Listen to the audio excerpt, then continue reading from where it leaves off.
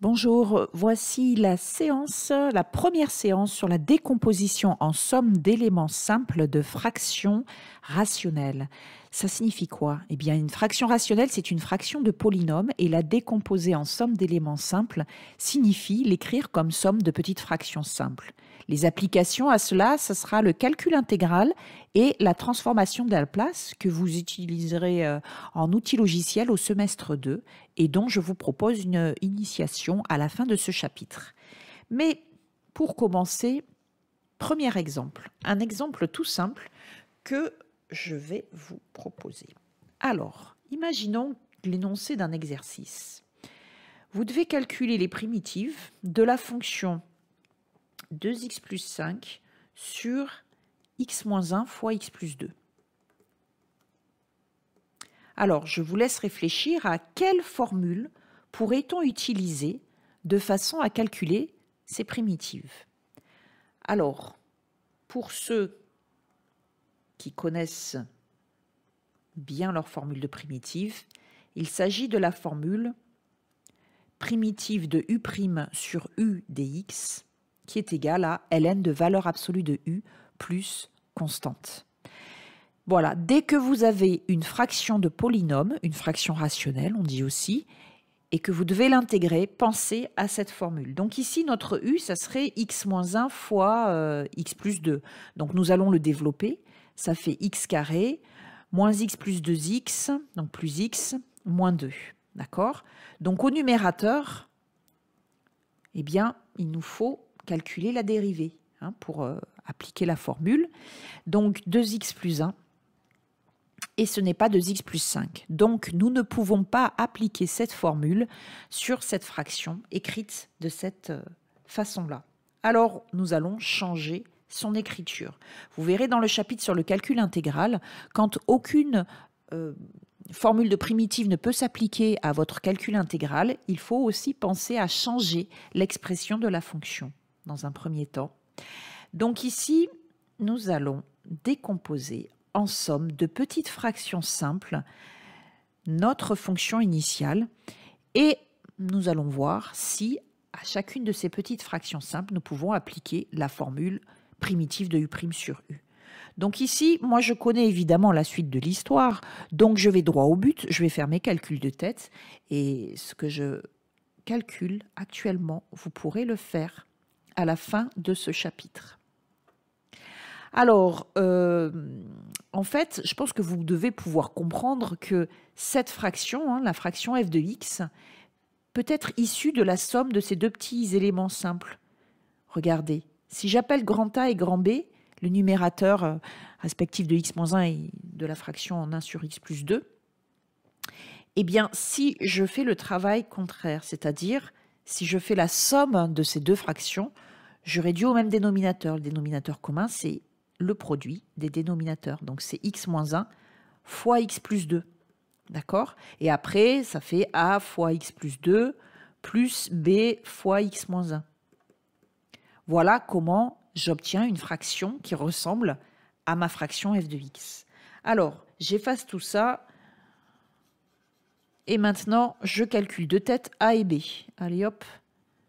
Donc, a, pour le calculer... Alors, je ne vous dis pas tout, mais ça va donner au 7 sur 3. D'accord? 7 tiers. Et pour B, ça va donner 1 sur moins 3. Donc, moins 1 tiers. Donc, cette fraction f de x est égale à 7 tiers fois 1 sur x moins 1. Je peux aussi l'écrire comme ça, moins 1 tiers fois 1 sur x plus 2. Et je n'ai plus qu'à calculer l'intégrale de cette fonction. Et vous savez, je vous l'ai déjà rappelé précédemment, que l'intégrale d'une somme, c'est la somme des intégrales. Et si en plus vous avez des coefficients, d'accord, donc par exemple l'intégrale de alpha f plus bêta g, c'est égal à alpha fois l'intégrale de f plus bêta fois l'intégrale de g. Nous obtenons ici donc 7 tiers c'est alpha, je pense que vous avez compris, et moins 1 tiers c'est bêta. Et les fonctions f et g sont respectivement 1 sur x moins 1 et 1 sur x plus 2. Donc, cela donne 7 tiers fois intégrale de 1 sur x moins 1 dx, que je peux aussi écrire dx sur x moins 1 directement, moins 1 tiers fois intégrale de 1 sur x plus 2 dx, que j'écris directement dx sur x plus 2. Et alors maintenant, j'ai deux fractions intégrées et j'ai toujours ma formule ici. Est-ce que je peux l'appliquer? Ah ben, dans la première intégrale, u va être égal à x moins 1, donc u', la dérivée de x moins 1, c'est 1. C'est exactement ce que j'ai ici, puisque c'est comme si j'avais 1 fois dx. Hein. Et là, pareil, mon u, c'est x plus 2, donc u' est égal à 1, c'est exactement ce que j'ai au numérateur. Je vais donc pouvoir appliquer la formule. Donc primitive de f de x est égale à 7 tiers fois logarithme népérien de valeur absolue de u, c'est-à-dire de x moins 1. La constante d'intégration, je l'écrirai tout à la fin, ça sera la somme des constantes d'intégration, moins 1 tiers de ln, de valeur absolue de x plus 2. Et j'écris une grande constante, d'accord? C'est la constante de toutes les constantes, hein, si je puis dire, la somme des constantes. Voilà. Et j'ai pu ainsi calculer les primitives de cette fraction polynomiale. Alors maintenant, je vais vous expliquer comment obtenir ce résultat, mais pour cela, il y a quelques définitions, quelques vocabulaires à subir dans un premier temps. Mais vous allez voir, ce n'est pas bien compliqué. Alors, donc page 18 de ce chapitre. Une fraction rationnelle, c'est une fonction de la forme grand f de x égale à grand A de x sur grand B de x, où grand A et grand B sont deux polynômes et bien évidemment, B, le dénominateur, est un polynôme non nul.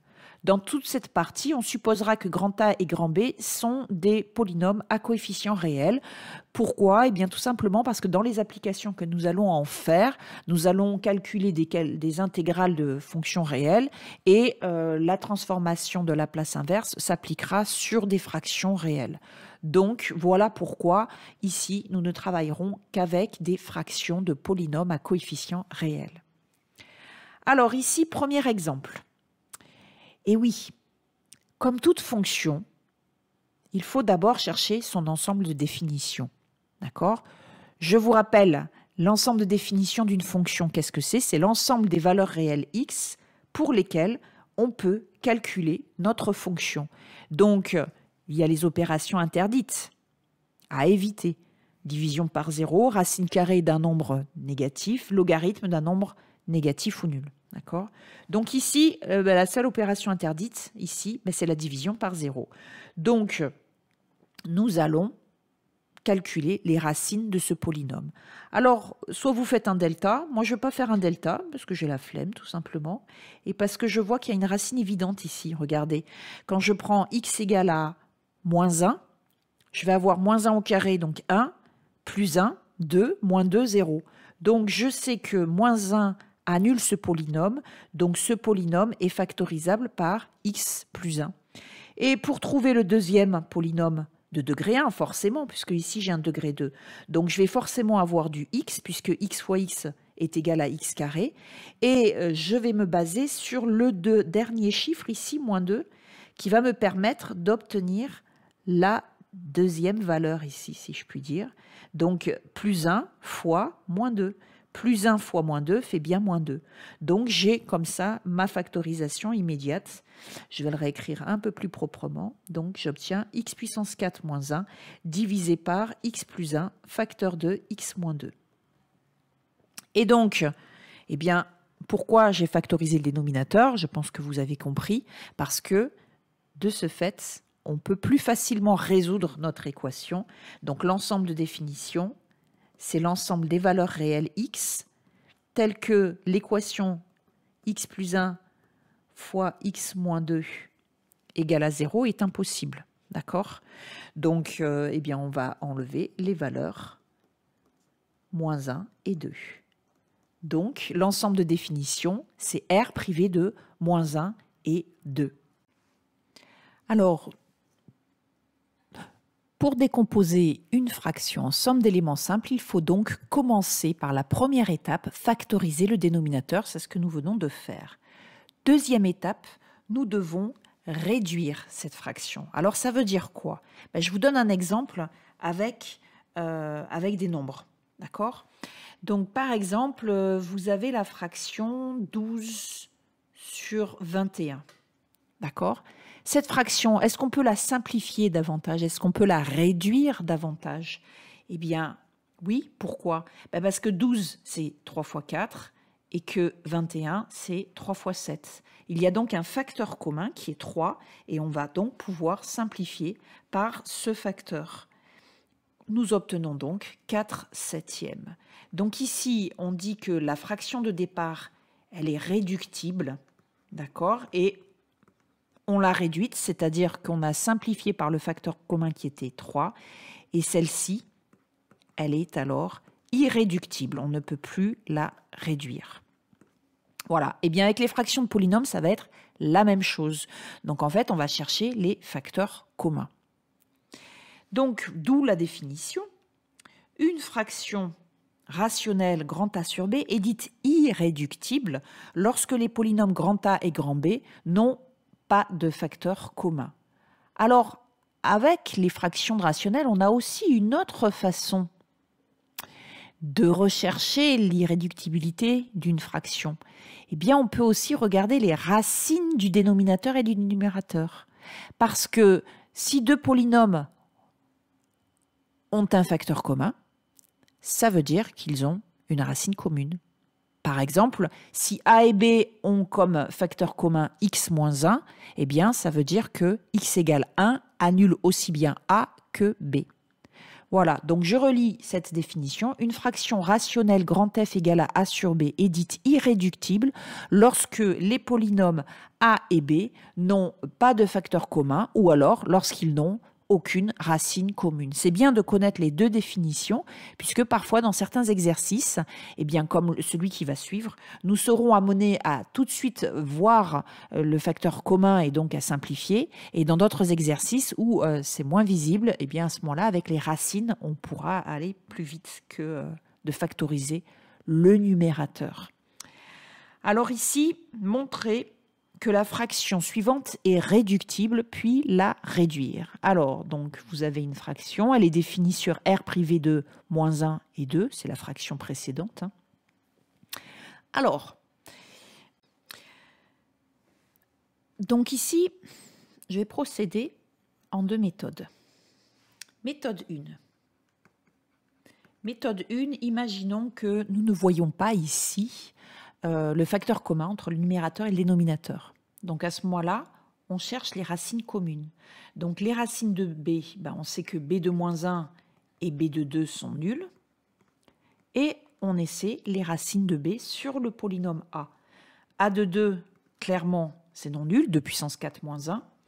Et A de moins 1, par contre, ça fait moins 1 puissance 4, ce qui fait plus 1. Moins 1, ça fait 0. Donc, A et B ont une racine commune, donc un facteur commun, et la fraction est donc réductible. D'accord? Donc ici, F est réductible, car A et B ont moins 1 comme racine commune. D'accord? Alors maintenant, eh bien, il va falloir que je simplifie. Parce que si A et B ont moins 1 en racine commune, ça veut dire qu'ils ont x plus 1 en facteur commun. Voilà. Donc, comment je fais après? Eh bien, je vais poser la division x puissance 4 moins 1 par x plus 1. D'accord? Et je vais obtenir ici, forcément, le reste qui va être nul et le quotient qui va me donner le résultat ici à écrire au numérateur. Alors, je ne continue pas cette méthode 1. Je vais vous montrer maintenant la méthode 2. La méthode 2 est plus rapide, mais elle nécessite de connaître ces identités remarquables. X puissance 4 moins 1, c'est pareil que x carré au carré moins 1 au carré. Donc vous allez pouvoir utiliser a carré moins b carré, qui fait a moins b, facteur de a plus b. D'accord? Donc ça donne à nouveau a carré moins b carré, donc x moins 1, facteur de x plus 1. Et x carré plus 1, attention, c'est a carré plus b carré. Donc c'est a plus jb, facteur de a moins jb. Voilà donc la factorisation de x puissance 4 moins 1. Donc, si on regarde bien, eh bien, le numérateur et le dénominateur ont un facteur commun qui est x plus 1. Donc, cette fraction est réductible. Et pour la réduire, eh bien, il suffit tout simplement de simplifier par x plus 1. Donc ici, je ne vais pas laisser cette écriture, puisque, comme je vous ai expliqué, nous allons plutôt travailler dans R. Et ici, au dénominateur, je vais donc enlever le x plus 1. Il ne restera plus que x moins 2. D'accord? Et donc, normalement, si je calcule ici, si je développe, d'accord, là, le numérateur, ça va faire x cube, donc moins x carré, plus x moins 1. Voilà, donc pour ceux qui ont mis sur pause cette vidéo et qui ont calculé la division, le résultat de la division, eh bien, je vais trouver forcément ce polynôme ici, au quotient. D'accord? Voilà, ça, c'est votre polynôme grand A qui est égal à x plus 1 fois x cube moins x carré plus x moins 1 fois x plus 1. D'accord? Donc, si vous voulez, pour ceux qui veulent vraiment que je continue la méthode 1, je vais quand même le faire. Donc là, je vais donc obtenir ici x plus 1, facteur de x cube moins x carré plus x moins 1, divisé par x plus 1 fois x moins 2, et je n'ai plus qu'à simplifier. Voilà, je simplifie. Et c'est fini. D'accord? Donc j'obtiens évidemment le même résultat. Donc, vous avez compris, hein, suivant la définition, vous allez utiliser l'une ou l'autre de ces deux méthodes. Alors, juste quelque chose à préciser. L'ensemble de définition de la fraction obtenue, hein, donc cette fraction, elle est donc maintenant irréductible, hein, d'accord? Donc cette fois-ci, elle est irréductible. Et alors, elle est définie, elle est toujours définie sur le même ensemble, c'est-à-dire sur R privé 2, moins 1 et 2. Alors, peut-être que cela va vous étonner parce que vous dites « Ah oui, mais c'est bizarre, on n'a plus de x plus 1 au dénominateur, on a x moins 2. » Donc voilà. Pourquoi enlèverait-on à nouveau la valeur moins 1 ? Ben, tout simplement parce que quand vous avez fait ce calcul de simplification, vous voyez, quand vous avez simplifié par x plus 1, numérateur et dénominateur en fait, vous avez fait quelle opération ? Vous avez divisé le numérateur et le dénominateur par x plus 1. Et donc c'est à condition que x soit différent de moins 1 et que, bien sûr, x soit différent de 2. Donc, l'ensemble de définition de votre nouvelle fraction irréductible reste le même. Voilà. Alors, maintenant, passons à la troisième définition. D'accord? Donc, première définition, qu'est-ce qu'une fraction ? Nous avons cherché son ensemble de définitions. Pour cela, nous avons factorisé son dénominateur. Deuxième définition, qu'est-ce qu'une fraction irréductible? Eh bien, pour cela, nous avons cherché soit les racines communes, soit les facteurs communs du numérateur et du dénominateur et nous avons simplifié. Troisième définition, quels sont les pôles d'une fraction irréductible? D'accord? Donc maintenant, on travaille avec des fractions irréductibles jusqu'à la fin de la procédure de décomposition en somme d'éléments simples. Eh bien, les pôles d'une fraction irréductible, ce sont tout simplement les racines de son dénominateur. Voilà, tout simplement. Et comme dans la première étape, nous avons factorisé le dénominateur, du coup, il est très simple d'en trouver les racines. Donc ici, voici un exemple. Alors évidemment, j'ai pris un exemple dans lequel le dénominateur est déjà factorisé. Donc, montrer que grand F est irréductible, ça c'est la première étape, puis déterminer ses pôles dans R et dans C. Je vous laisse mettre sur pause puis sur play pour avoir la solution. Alors cette fraction est bien évidemment irréductible puisqu'on le voit, le numérateur c'est x et le dénominateur c'est le produit x moins 1 au cube, etc. jusqu'à x plus j au carré. Donc on le voit que le numérateur et le dénominateur n'ont aucun facteur commun.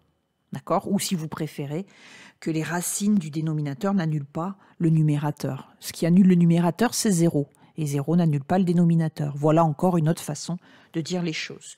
Donc, grand F est irréductible, d'accord, car A et B n'ont aucun facteur commun. Là, il n'y a pas à justifier davantage, c'est évident. D'accord? Voilà. Donc, grand F est irréductible. Hein. Ça, c'est pour montrer que grand F est irréductible, car grand A et AB n'ont aucun facteur commun. Voilà, donc les pôles de cette fraction, ce sont les racines du dénominateur b de x. Donc, nous allons résoudre b de x égale à 0, si et seulement si. Eh bien, ici, vous avez un produit, d'accord, de facteurs. Donc, vous connaissez le résultat. A fois B égale à 0, si et seulement si A égale à 0 ou B égale à 0. Donc, nous allons pouvoir appliquer le même résultat ici. Donc, x moins 1 au cube égale à 0 ou x plus 2 égale à 0 ou x moins j au carré est égal à 0 ou x plus j au carré qui est égal à 0. Voilà. Donc, ici, vous allez obtenir les résultats suivants. X est égal à 1. Ou x est égal à moins 2, ou bien x est égal à j, ou bien x est égal à moins j. Alors, vous voyez ici, le fait qu'on a x moins 1 puissance 3, c'est x moins 1 fois x moins 1 fois x moins 1. Donc, ça veut dire que la racine 1 est triple, hein, que 1 est 3 fois la racine du polynôme b. Donc ça, vous le verrez dans la séance de TD de la semaine 49, hein, pour certains qui ne l'ont pas encore vu. D'accord? Donc on dit que 1 est racine triple. On dit que moins 2 est racine simple, puisque c'est comme si on avait x plus 2 à la puissance 1, que j est racine double et que moins j est racine double. D'accord? Donc, les pôles du polynôme b dans l'ensemble des complexes sont... Alors, il y a donc 1 qui est pôle triple. Ensuite, moins 2 qui est pôle simple. J et moins J qui sont pôle double. D'accord? Et alors, du coup, dans R, nous aurons tous les mêmes résultats, sauf les deux derniers, J et moins J, hein, qui ne sont pas des réels. Donc, dans R, voilà, donc 1 est pôle triple de la fraction grand F et moins 2 est pôle simple de la fraction grand F. D'accord? Voilà, donc ça c'est du vocabulaire qui vous servira d'ailleurs plutôt dans les matières technologiques plutôt qu'en mathématiques. Alors, passons maintenant à l'étape 3 de notre décomposition en somme d'éléments simples. La première étape, c'était on factorise le dénominateur. La deuxième étape, on réduit la fraction, on la rend irréductible. Et maintenant, eh bien, la troisième étape, c'est notre fraction possède-t-elle une partie entière? Alors pour cela, je vais vous l'expliquer sur un exemple numérique. Par exemple, si vous avez 7 tiers, d'accord, cette fraction, elle est irréductible, d'accord, il n'y a pas de facteur commun au numérateur et au dénominateur. Et on peut aussi écrire qu'il s'agit de 6 tiers plus 1 tiers. Autrement dit, on peut écrire que cette fraction est égale à 2 plus 1 tiers. Eh bien, on dit que 2, c'est la partie entière de 7 tiers. Et donc, il nous reste la fraction 1 tiers. Donc, déterminer si une fraction de polynôme possède une partie entière, eh bien, pour cela, nous allons effectuer la division, si elle est faisable, du numérateur par le dénominateur, la division euclidienne. Comment savoir si la division est, entre guillemets, faisable? Eh bien, nous regardons le degré du numérateur. Si le degré de A est supérieur ou égal au degré de B, c'est ce qui est le cas dans le premier point ici, eh bien, à ce moment-là, on effectue la division euclidienne de A par B. On obtient alors deux polynômes, comme vous le savez, quotient et reste. On peut écrire que A est égal à B fois Q plus R et que le degré du reste est strictement inférieur au degré du quotient. Voilà pourquoi la division s'arrête. À ce moment-là, nous allons pouvoir écrire la fraction grand F, comme je viens de le faire ici avec les nombres. Grand A, on le remplace par BQ plus R. Et ensuite, on scinde la fraction en deux. C'est-à-dire, ça va donner BQ sur B plus R sur B. Et BQ sur B, ça fait Q, plus R sur B. Et Q, c'est donc la partie entière, c'est ce qu'on vous écrit ici. Hein. Q, c'est donc la partie entière de votre fraction grand F. Voilà. Deuxième point, si le degré de A est strictement inférieur au degré de B, à ce moment-là, il n'y a pas de division euclidienne possible, et la fraction grand F ne possède donc pas de partie entière. Si vous voulez, par analogie avec les nombres ici, eh bien, 2 tiers n'a pas de partie entière. D'accord? Puisque 2 est inférieur à 3, donc il n'y a pas lieu de faire de division ici. Okay, ici, voilà, 2, c'est la partie entière. Alors, donc maintenant, nous allons travailler sur un exemple. Soit grand F, la fraction ici, x cube plus x carré plus x plus 1 sur x plus 2, montrer que grand F est irréductible, puis déterminer ses pôles et son éventuelle partie entière. D'accord?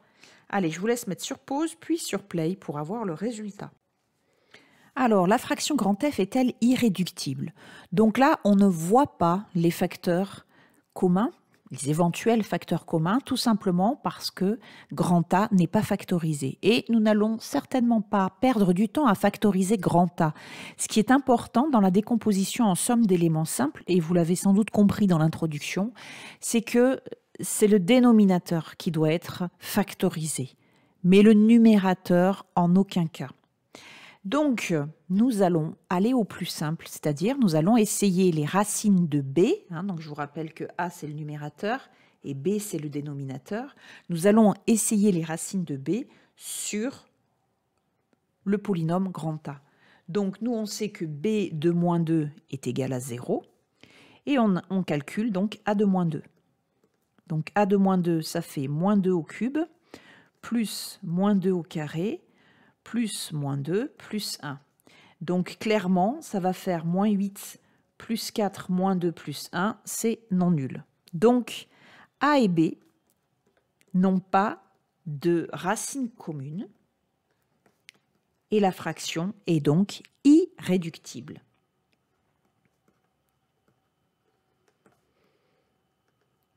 D'accord? Donc, nous allons maintenant pouvoir passer à la recherche d'une partie entière.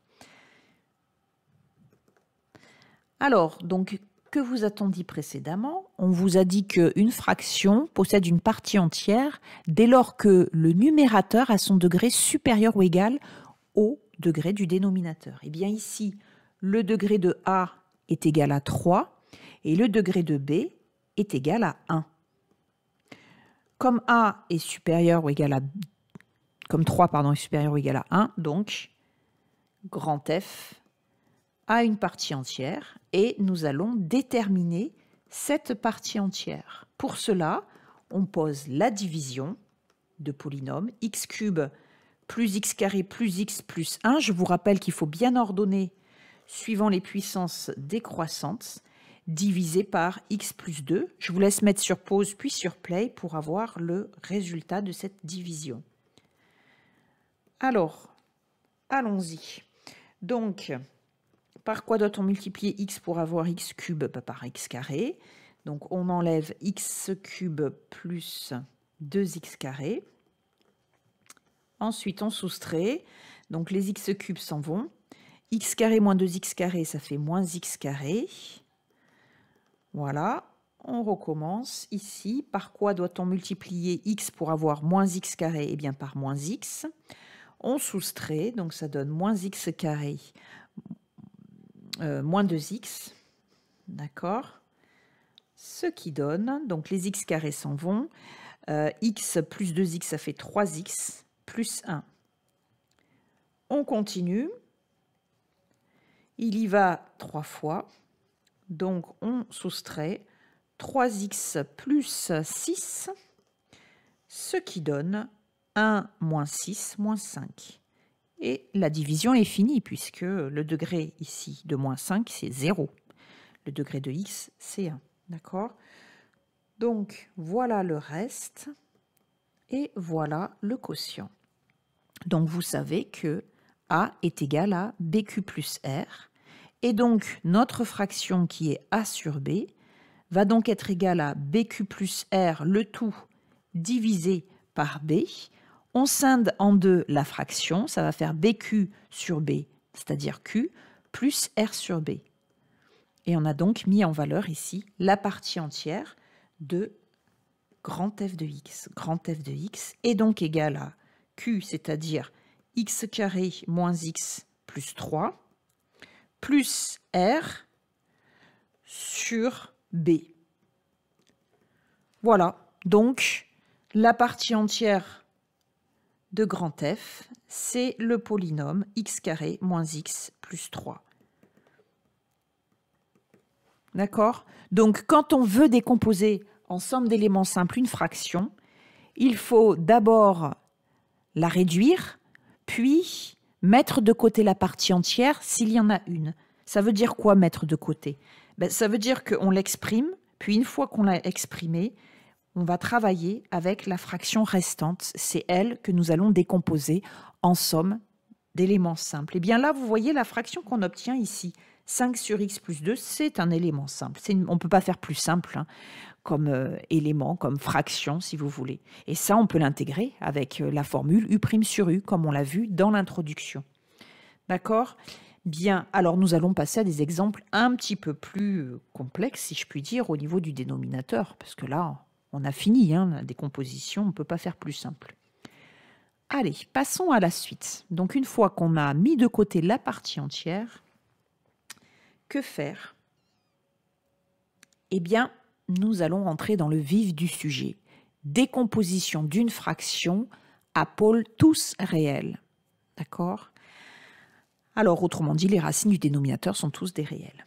Alors, vous avez un exemple en introduction ici. Vous avez une fraction, vous souhaitez l'intégrer ou déterminer sa transformée de la place inverse. Pour cela, vous la décomposez en somme d'éléments simples. Eh bien, que remarquez-vous?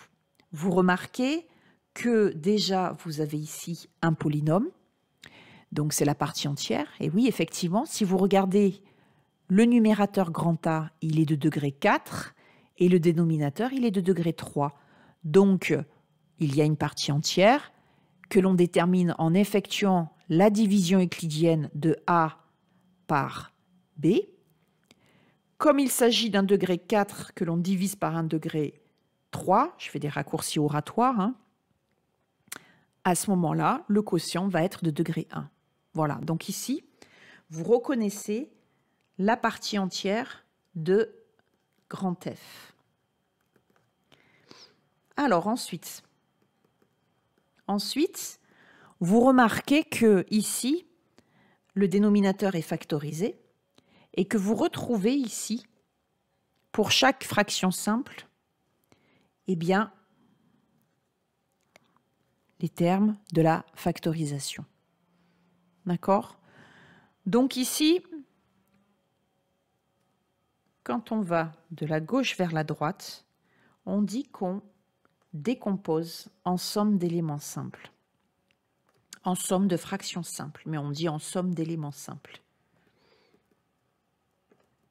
D'accord?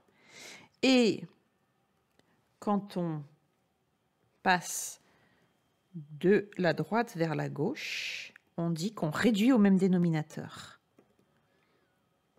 Donc ça, vous savez très bien faire. Et ce que nous allons apprendre à faire, c'est de passer de la gauche vers la droite. D'accord? Donc ici, vous remarquez à nouveau, je répète, là, vous avez des éléments simples. Des petites fractions simples.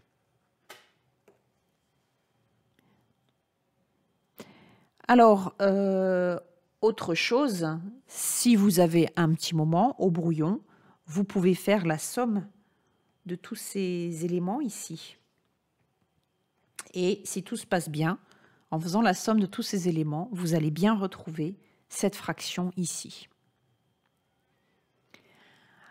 Alors, première définition, on appelle élément simple de première espèce toute fraction de la forme a sur x moins alpha, le tout à la puissance n. Eh bien oui, regardez, ces trois fractions-là sont bien des éléments simples de première espèce. 1 sur x moins 1, le tout à la puissance 1, 1 sur x moins 1, le tout à la puissance 2, et 2 sur x moins 0, si vous préférez, à la puissance 1. Donc c'est bien des éléments de cette forme-là. Nous verrons par la suite des éléments simples de deuxième espèce, et ce sera d'ailleurs tout. Il n'y aura pas d'autres espèces. Allez, nous allons travailler sur notre premier exemple. Premier cas de figure, grand F est une fraction à pôle réel simple. Donc je rappelle que les pôles d'une fraction, ce sont les racines de cette fraction, du dénominateur de cette fraction.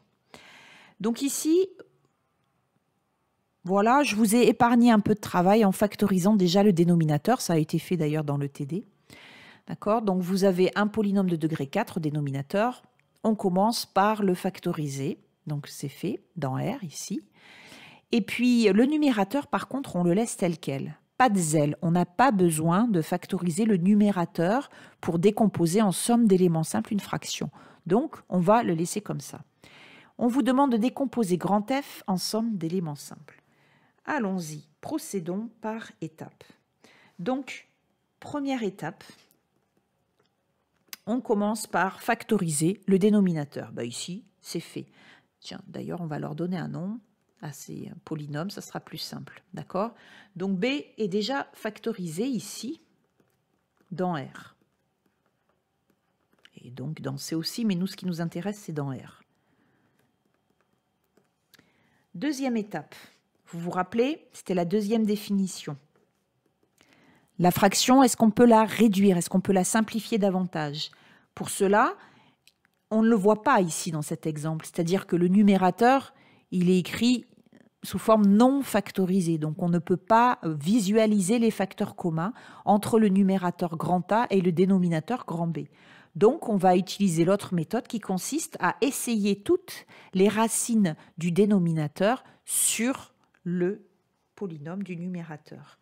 Donc, nous, on sait que B de 1, B de moins 1, B de 2 et B de moins 2 sont tous nuls, d'accord?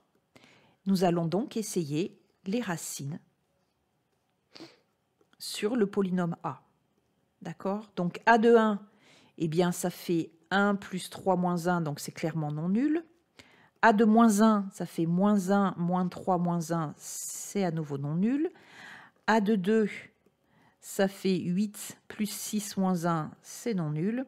Et A de moins 2, moins 8, moins 6, moins 1, c'est non nul. Donc, A et B n'ont aucun facteur commun et grand F est irréductible. Donc, nous n'avons pas besoin de chercher un facteur commun et de la réduire. D'accord ?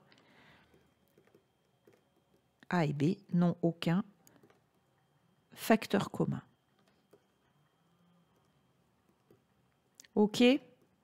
Donc ça, c'est l'étape 2. C'est autrement dit la deuxième définition. Étape 3. Étape 3, cette fraction, qui est donc irréductible, sinon il faut la réduire, possède-t-elle une partie entière? Donc vous vous rappelez, est-ce qu'on peut effectuer la division de A par B? Ben ici, le degré de A est égal à 3, bien plus petit que le degré de B, qui est égal à 4. Donc, grand F n'a donc pas de partie entière. Et maintenant qu'on a fait tout ça, nous allons pouvoir commencer à décomposer la fraction en somme d'éléments simples sur R. La fraction est prête pour être décomposée. Donc, on la réécrit et c'est parti pour l'explication des calculs. Alors, donc ici, nous sommes à l'étape 4. Nous allons écrire la forme de la décomposition en somme d'éléments simples de cette fraction.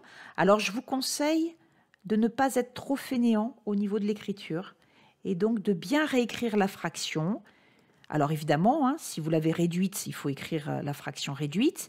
S'il y a une partie entière, il faut mettre la partie entière de côté et travailler uniquement avec R sur B. On verra des exemples par la suite si vous voulez. Ici, nous n'avons rien fait nous n'avons rien eu à faire dans les précédentes étapes, donc je recopie tout simplement l'énoncé. Alors, la forme de la décomposition, ça va être quoi? Déjà, il va y avoir combien d'éléments simples? Bien, autant que de facteurs ici. D'accord? Donc, si vous remarquez que les pôles de cette fraction, c'est vrai que je ne l'ai pas dit, mais les pôles de cette fraction sont tous simples. Je vais les mettre ici en remarque. Remarque. Les pôles de f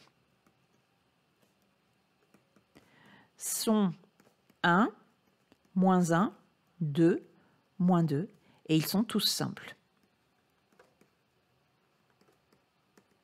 D'accord? Donc, dans ce cas-là, la décomposition en somme d'éléments simples va contenir autant d'éléments que de facteurs, c'est-à-dire 4. Donc, vous allez avoir une fraction a sur x moins 1, une fraction b sur x plus 1, c sur x moins 2, d sur x plus 2. Effectivement, si vous aviez à travailler de façon inversée, c'est-à-dire à réduire au même dénominateur cette somme de 4 fractions, vous obtiendrez bien au dénominateur le dénominateur commun, qui serait alors x moins 1 fois x plus 2 fois x moins 2 fois x plus 2, c'est le produit, d'accord? Et au numérateur, vous auriez alors a fois x plus 1, x moins 2, x plus 2, plus b fois x moins 1 fois x moins 2 fois x plus 2, plus c fois x moins 1 fois x plus 2 fois x plus 2, oula, je me suis un peu loupé, plus d fois x moins 1 fois x plus 1 fois x moins 2. Autrement dit, un polynôme de degré 3 au numérateur. D'accord? Voilà. Donc nous, ce n'est pas dans ce sens-là que nous allons travailler. Il va donc falloir chercher les valeurs de A, B, C et D. Donc il y a plusieurs méthodes. La première méthode, la méthode des écoliers, que nous n'allons certainement pas utiliser car trop longue en calcul, consiste à faire la somme, comme je viens de vous le dire à l'oral précédemment, de toutes ces fractions simples et d'identifier les numérateurs, qui sont tous les deux des numérateurs de degré 3, forcément. La deuxième méthode, c'est la méthode astucieuse que je vais donc vous expliquer. Alors évidemment, l'explication de cette méthode astucieuse va prendre un peu de temps. Par contre, vous verrez à la fin, je vous expliquerai exactement comment rédiger. Et en 2 lignes, vous aurez votre résultat. Même en une seule ligne, ce sera fini. Alors, donc ici, je vais mettre explication du calcul de A.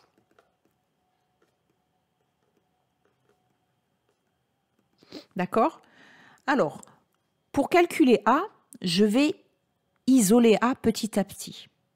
Pour cela, je vais tout multiplier par x-1, parce que x-1 est le dénominateur de A. Donc, je commence par calculer x-1. Alors, je vais l'écrire ici plutôt. x-1 fois f de x égale. Donc, quand je multiplie par x-1 f de x, que se passe-t-il? Oui, je vous entends d'ici. Je vais obtenir au dénominateur une simplification par x-1. Donc au dénominateur, je n'ai plus que x plus 1 fois x moins 2 fois x plus 2. Donc ça, c'est côté énoncé. Côté coefficient, côté décomposition, je vais obtenir a sur x moins 1 fois x moins 1, ça fait a, c'est fait pour, parce que je veux isoler petit à petit le coefficient a, plus b fois x moins 1 sur x plus 1, là, il n'y a pas de simplification, plus c fois x moins 1 sur x moins 2, plus d fois x moins 1 sur x plus 2. Voilà, je n'ai pas d'autre simplification, mais j'ai réussi tout de même à isoler A. Alors, je peux faire encore mieux. En fait, tout ça, là, ça m'embête. On est bien d'accord. Eh bien, je ne vais certainement pas le faire passer de l'autre côté. Oh non! Je vais tout simplement remplacer x par une valeur. Par quelle valeur vais-je remplacer x de façon à avoir mon a tout seul? Je vous écoute. Et oui, exactement. Je remplace x par 1, que se passe-t-il quand je remplace x par 1?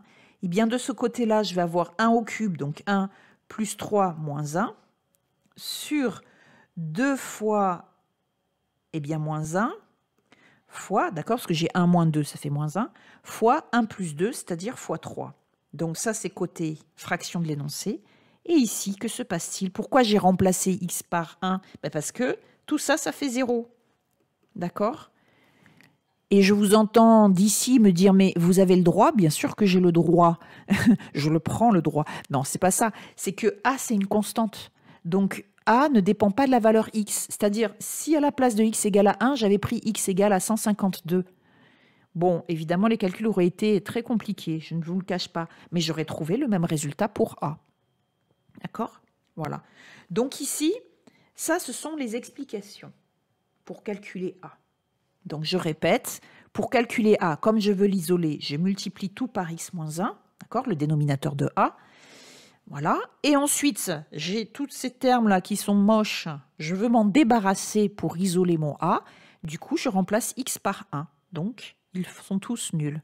Et maintenant, je n'ai plus qu'à calculer. Alors, je vais refaire le même travail cette fois-ci. Donc ça, c'était l'explication. Je vais le refaire maintenant de façon rédigée, la rédaction du calcul de A. Et c'est comme ça que vous ferez toujours dans vos copies, dans vos exercices. Rédaction du calcul A. Donc A est égal à... Qu'est-ce que j'ai fait exactement? J'ai commencé par multiplier ma fraction par x moins 1, par le dénominateur de A. Donc c'est égal à x moins 1 fois f de x. Je l'écris entre crochets. Et les calculs... Chaque calcul se fait en son temps. Donc ensuite, dans mon calcul, je vais remplacer x par 1. Donc je l'écris ici en indice du crochet. C'est une notation.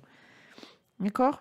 Donc ensuite ici, je fais mon calcul. Alors éventuellement, je mets une étape intermédiaire si j'ai peur de me tromper. Donc je vais écrire la fraction de l'énoncé simplifiée par x moins 1. Voilà. Et après... Donc tout ça, quand x est égal à 1, je remplace. Donc je peux faire les calculs de tête. 1 plus 3, 4, moins 1, 3, divisé par, eh bien là j'ai 2 fois moins 1, ben je l'écris là tout à l'heure, d'accord? Donc moins 6. 3 sur moins 6, ça fait moins 1 demi. Donc A est égal à moins 1 demi. Voilà, donc vous n'aurez pas, je précise, vous n'aurez pas à écrire tout ça là sur votre copie ou dans votre exercice. Vous n'aurez pas à écrire tout ça. Vous irez droit au but. Rédaction, calcul de A. Eh bien, vous multipliez la fraction par x moins 1 et vous remplacez x par 1. Alors maintenant, de la même façon, vous allez chercher B, C et D. Donc pour calculer B, vous avez compris, il va falloir multiplier par quoi? Oui, c'est ça. Par x plus 1, puis remplacer x par, vous voyez, on remplace x ici par ce qui annule x moins 1. Donc là, on va remplacer x par ce qui annule x plus 1. Je vous laisse terminer cet exercice. Vous allez calculer A, B, C et D, puis l'intégrale de grand F de x. À tout de suite sur Discord pour me montrer vos brouillons.